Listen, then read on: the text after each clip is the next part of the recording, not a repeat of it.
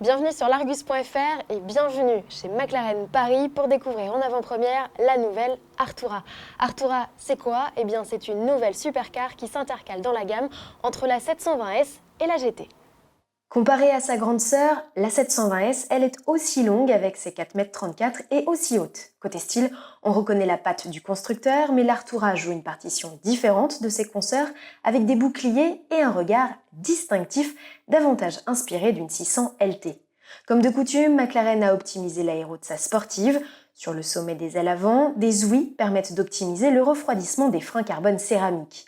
Les portières à ouverture en élytre avec poignées dissimulées sont creusées pour optimiser le flux d'air vers la partie arrière.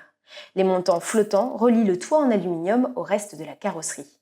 Ici, pas d'aileron actif mais un efficace spoiler queue de canard. À l'arrière, McLaren a opté pour des optiques à LED inspirées de son Speedster Elva. Elles sont placées de part et d'autre du diffuseur et des deux grosses sorties d'échappement.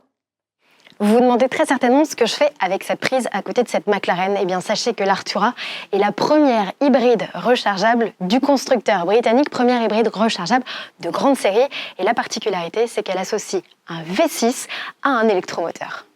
L'association moteur thermique plus électrique offre une puissance combinée de 680 chevaux. L'Artura repose sur une nouvelle structure en carbone qui participe au poids contenu de 1498 kg.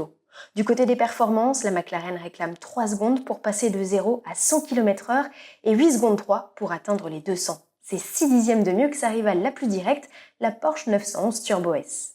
Bienvenue à bord de la McLaren Artura. Ici, les designers ont travaillé pour faire en sorte que la planche de bord soit la plus épurée possible.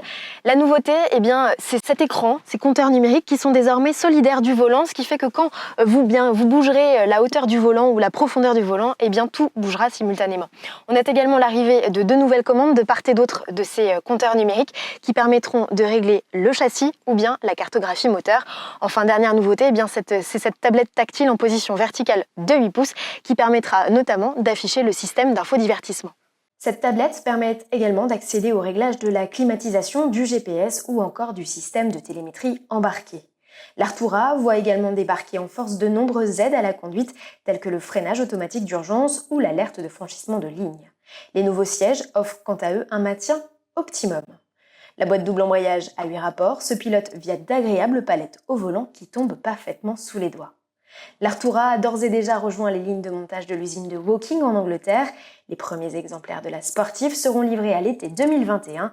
Le tarif de l'Artura se situera entre ceux de la GT et de la 720S, avec une mise à prix autour de 200 000 €, annonce le constructeur. Merci beaucoup de nous avoir suivis et à très bientôt sur l'Argus.fr.